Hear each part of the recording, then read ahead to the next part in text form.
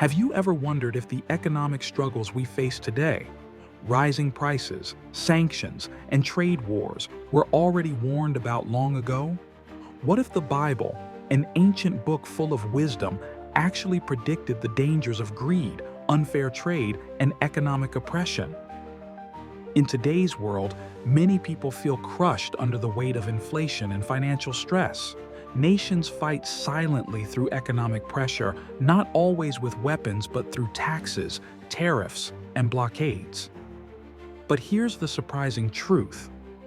The Bible has already spoken on these matters, offering not just warnings, but also wisdom. Welcome to Queen of Hearts, the Loyal Scroll. In this video, you will learn three important things. First, how ancient Bible verses reveal the roots of economic injustice. Second, how greed and dishonest trade can harm whole communities. And third, what practical lessons we can take from these verses in our modern economy. So let's walk through this together, step by step. Let's start with Proverbs chapter 11, verse 26. It says, "People curse the one who hoards grain, but they pray God's blessing on the one who is willing to sell." This verse is short, but it holds a powerful warning. In times of need, when people are hungry, there are some who store up resources and refuse to share. This creates scarcity, drives up prices, and makes life harder for everyone. It's a form of economic control, and the Bible clearly speaks against it. The verse encourages fair trade and honest sharing, not stockpiling for profit. The lesson? Hoarding for gain might bring riches, but it invites resentment and suffering.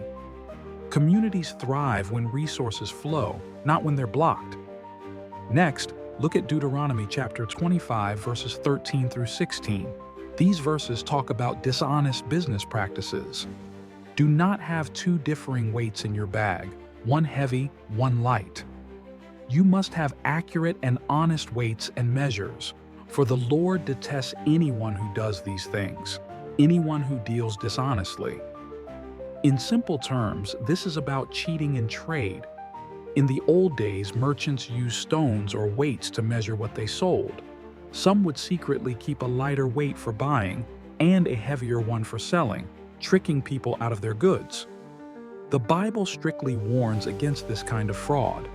It says God detests it. That's strong language. And when we zoom out, we see how this applies today. When nations or companies play unfairly with prices, taxes, or regulations, the poor suffer most. Now let's connect this to modern problems like economic sanctions and trade wars. When countries place heavy restrictions on each other, like blocking imports or setting extreme tariffs, it may seem like a game of power, but real people feel the damage. Food becomes expensive, jobs disappear, inflation grows. The Bible's warning about using unfair weights mirrors this idea. Powerful nations and companies must not use their strength to oppress others economically. Justice and fairness in trade matter, because when one side gains everything and the other side suffers, peace breaks down.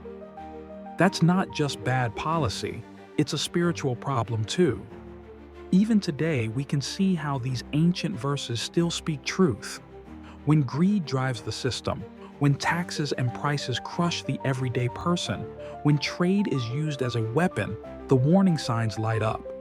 The Bible doesn't offer exact economic models, but it clearly stands for justice, balance, and care for the poor. And it reminds us that systems built on greed will eventually collapse under their own weight. So what can we do with all this? First, we stay alert.